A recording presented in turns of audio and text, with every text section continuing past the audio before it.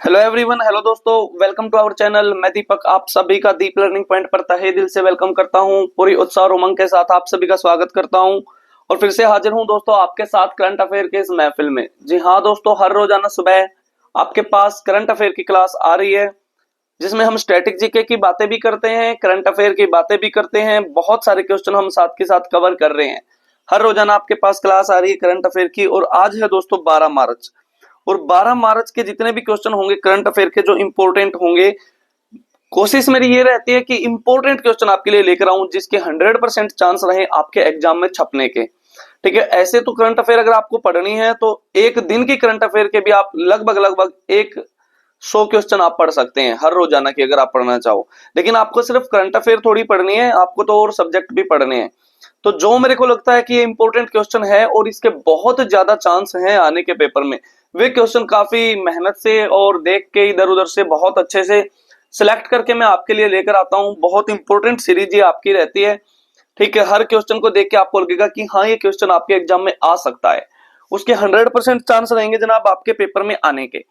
तो चलिए शुरुआत करते हैं, पहले क्वेश्चन की ओर दौड़ते हैं। पहला क्वेश्चन है कि हाल ही में आर्द्र भूमि वेटलैंड के विवेकपूर्ण उपयोग के लिए रामसर पुरस्कार पाने वाली पहली भारतीय महिला कौन बनी है? तो ये बनी है दोस्तों जयश्री वेंकटेशन। जयश्री वेंकटेशन ये रामसर पुरस्कार पाने वाली पहली भारतीय महिला बनी है। और रामसर पुरस्कार दिया जाता है रामसर कन्वेंशन के तहत। और रामसर कन्वेंशन क्या है, ये सारी बातें मैंने यहाँ पे अभी जोड़ी हैं। देखो, भारत को 2025 में 4 नए रामसर साइट मिली हैं, रामसर स्थल मिले हैं।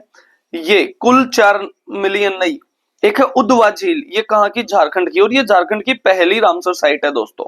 ठीक है, झारखंड की। राज्य के लिए ऐतिहासिक उपलब्धि है ये झारखंड के लिए, क्योंकि पहली रामसर साइट इसको मिली है। और झारखंड के अंदर वैसे मैं तुम्हें बता दूं, एक ही तो नेशनल पार्क है जिसका नाम है बेतला। ये नेशनल पार्क है। झारखंड के अंदर एक ही टाइगर रिजर्व है जिसका नाम है पलामू। ठीक है, और एक ही झारखंड के अंदर क्या है? नेशनल पार्क है। और एक आपका टाइगर रिजर्व है, एक एलिफेंट रिजर्व है जिसका नाम है सिंहभूम। सिंहभूम। और एक झारखंड के अंदर टेंपल है ज्योतिर्लिंग जिसका नाम है बैद्यनाथ। ये सारी बातें झारखंड की। और झारखंड कब बना है दोस्तों? सन 2000 के अंदर बना है झारखंड, बिहार से टूटकर। झारखंड के वर्तमान में मुख्यमंत्री अगर आपसे पूछ ले तो कौन है? हेमंत सोरेन झारखंड के मुख्यमंत्री हैं। आ जाओ। खेचेओ पालरी भी सिक्किम की क्या है? पहली रामसर साइट है, अभी मिली है। और सिक्किम के अंदर एक ही तो नेशनल पार्क है जिसका नाम है कंचनजंगा। और ये सिर्फ नेशनल पार्क नहीं दोस्तों, ये आपका बायोस्फीयर रिजर्व भी है। ठीक है, उसके बाद फिर बातें आप याद फिर बातें आप याद रखेंगे दोस्तों। नेक्स्ट क्वेश्चन हो जाएगा कि तमिलनाडु को 2 रामसर साइट मिली है। एक है सक्कर कोटई तमिलनाडु में, और एक है थेर थंगल। ये 4 नई रामसर साइट मिली हैं भारत को 2025 में। सबसे ज्यादा किस राज्य के पास हो गई हैं दोस्तों? तमिलनाडु राज्य के पास हो गई है। भारत में कुल 20 रामसर साइट, भारत में सबसे अधिक इसी राज्य के पास है। रामसर कन्वेंशन से जुड़ी महत्वपूर्ण जानकारी भी मैंने यहाँ पर ऐड कर दी है कि रामसर कन्वेंशन एक अंतरराष्ट्रीय संधि थी। मैंने जब रामसर साइट आपको पढ़ाई थी तो बताया था कि ये इंटर गवर्नमेंटल एक प्रोग्राम था। ठीक है, एक कन्वेंशन थी जो 2 फरवरी 1971 को किया गया वेटलैंड को बचाने के लिए। कहां पर? रामसर शहर के अंदर, ईरान में। ठीक है, लागू कब से हुई है? ये 21 दिसंबर 1975 से लागू हुई है। भारत ने हस्ताक्षर कब किए हैं? 1 फरवरी 1982 को। और 2 फरवरी को विश्व वेटलैंड दिवस मनाया जाता है, विश्व आर्द्र भूमि दिवस मनाया जाता है। पहली बार दोस्तों मनाया गया ये कब? 1997 में।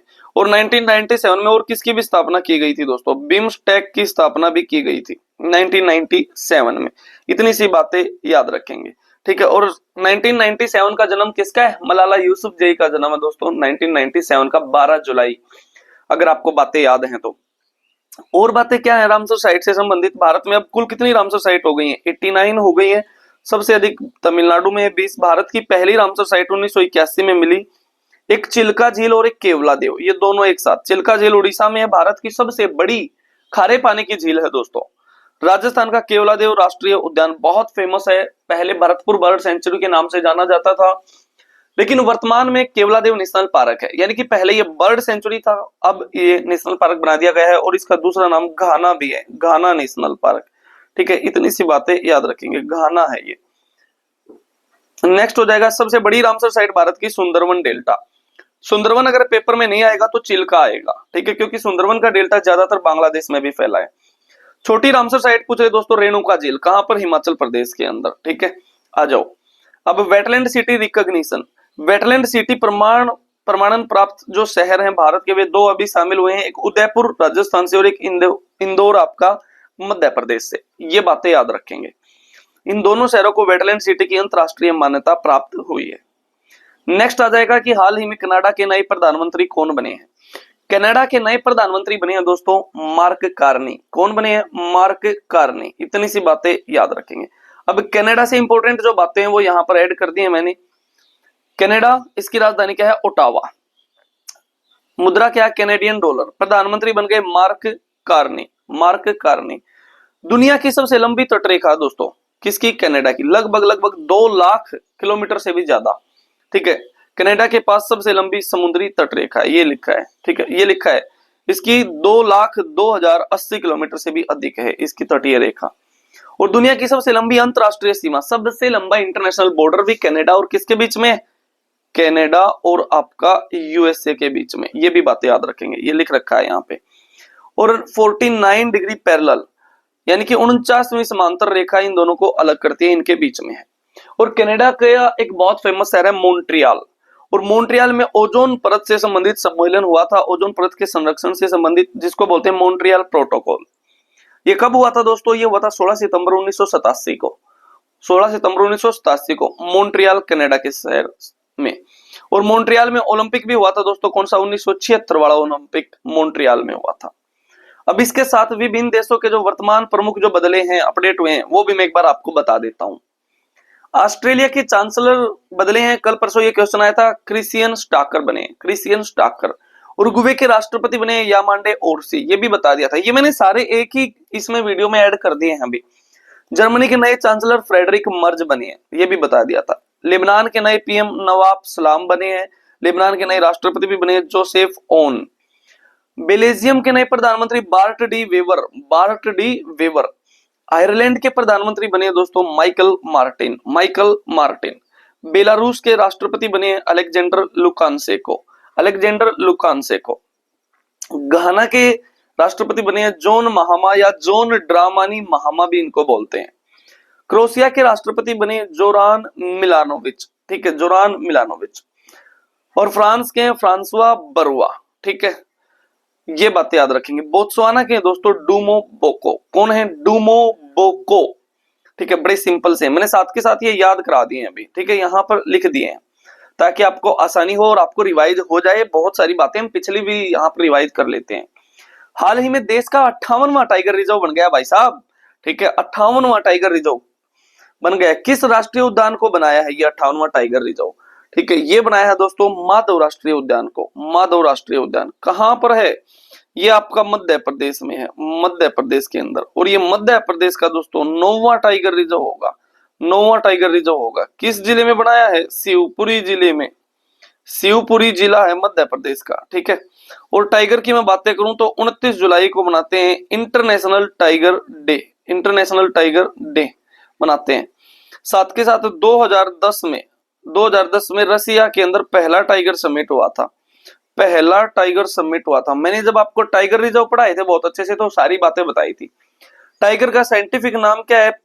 पैंथेरा टिग्रिस, पैंथेरा टिग्रिस इसका साइंटिफिक नाम है। आ जाओ अब। चापचारकूट महोत्सव कहां मनाया गया? चापचारकूट महोत्सव दोस्तों एक बहुत फेमस महोत्सव है। कहां का? मिजोरम का। ठीक है, मिजोरम का, मिजोरम का बहुत फेमस फेस्टिवल है चापचारकूट।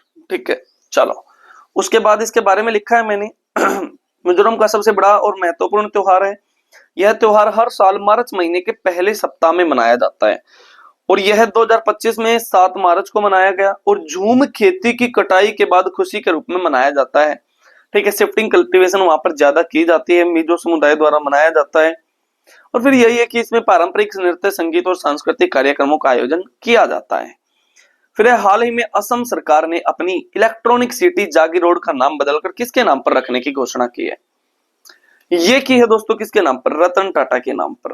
और रतन टाटा के नाम पर महाराष्ट्र स्किल डेवलपमेंट यूनिवर्सिटी का भी नाम बदला जाएगा। कल की क्लास में ये क्वेश्चन आया था, अगर आपको याद है तो। याद है या नहीं है बताना एक बार जरा मेरे को, आपको याद है या नहीं है? ठीक है, चलो बताया करो कैसा क्या चल रहा है आपका। जीवन में। होली आ गई है भाई साहब, ठीक है। तो होली आ गई है तो ये होली जो है इतना मतलब सीखो इस होली से कि आपका जीवन भी इस होली की तरह रंग बिरंगा हो जाए, ठीक है। इतनी मेहनत करो। बाकी चलो होली पे बातें तो बाद में ही करेंगे, अभी तो ये करंट अफेयर कंप्लीट करते हैं, आ जाओ। तो यही बातें लिखी कि असम सरकार ने जागीर रोड इलेक्ट्रॉनिक सिटी का नाम बदलकर रतन टाटा इलेक्ट्रॉनिक सिटी रखने की घोषणा की है और यह कदम राज्य में निवेश और उद्योग को बढ़ावा देने के उद्देश्य से उठाया गया है। फिर हाल ही में पहला सूर्य वेदनाम उत्सव कहाँ मनाया गया है? ये मनाया गया है दोस्तों कहां पर? बिहार के अंदर, बिहार के अंदर। और बिहार के मुख्यमंत्री कौन है आपके? नीतीश कुमार। नीतीश कुमार आपके बिहार के मुख्यमंत्री हैं। नेक्स्ट हो जाएगा आपका दोस्तों, हाल ही में 2 दिवसीय स्टडी इन इंडिया एक्सपो कहां शुरू हुआ है? ये शुरू हुआ है दोस्तों श्रीलंका के अंदर, श्रीलंका के कोलंबो में, श्रीलंका के कोलंबो में स्टडी इन इंडिया एक्सपो। इसमें श्रीलंका की राजधानी कोलंबो में आयोजित किया गया है और इसका उद्देश्य विदेशी छात्रों को भारतीय शिक्षा संस्थानों की ओर आकर्षित करना है।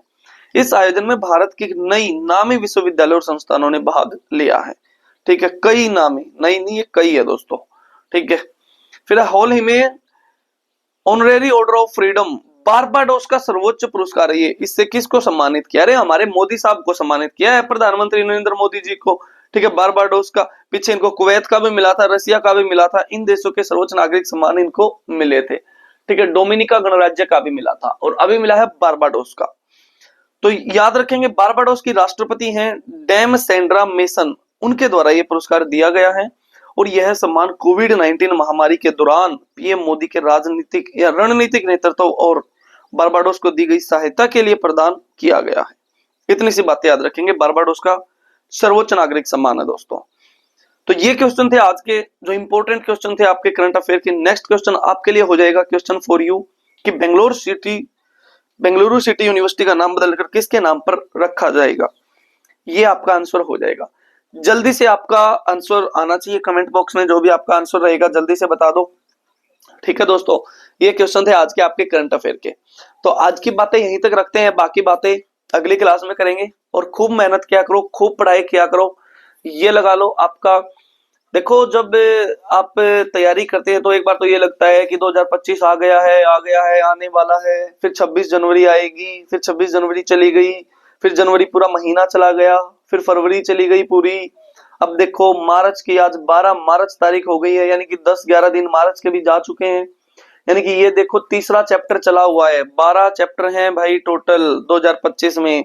तीसरा चैप्टर चला हुआ है, 2 चैप्टर बीत चुके हैं, जनवरी और फरवरी 2 चैप्टर बीत चुके हैं। आप देखो आपने इन 2 चैप्टरों पे क्या लिखा है, जनवरी और फरवरी में क्या पढ़ा है, किस सब्जेक्ट का रिवीजन किया है, किस एक सब्जेक्ट को इतना अच्छा बनाया है कि उसमें मेरे नंबर कटे ही ना बिल्कुल भी। ऐसा भी तो होगा ना, किसी सब्जेक्ट पे आपकी बहुत अच्छी कमांड होगी तो उसका तो रिवीजन किया ही होगा, ठीक है। लेकिन सारे सब्जेक्ट को साथ लेके चलो तभी आपका पेपर पास होएगा।